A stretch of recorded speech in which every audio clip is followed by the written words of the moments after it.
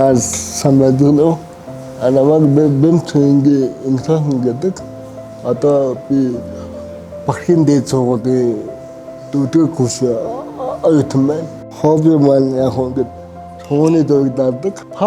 Паркийн нэг даваа талд нь юу гэвэл энэ нэг нүүдлийн үе дамжин өнгөх хөөдөг хах боломжтой.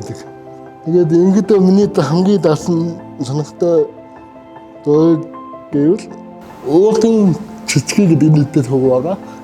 Өөртөө цэцгийн төлөв суудаг ингээд хайдах боломжгүй тайлт ингээд хэцүү гэж ядсан мөлий. Богд тэгээд хэд уулнуудыг таалт хамаах боломжтой.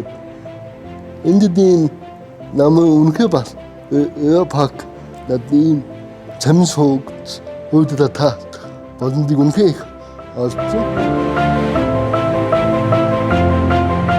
Ээдэн дэрлэг гэвэл таасад нэг энэ паркд болон бусад нэг надад дэвд алдаг юм уу эсвэл бандит кино хийх хүсэлтэй хүмүүстэй бас хамтд ингээд нэг Монгол орныхоо суудан тухай ингээд яаж явахыг хүсэж байна.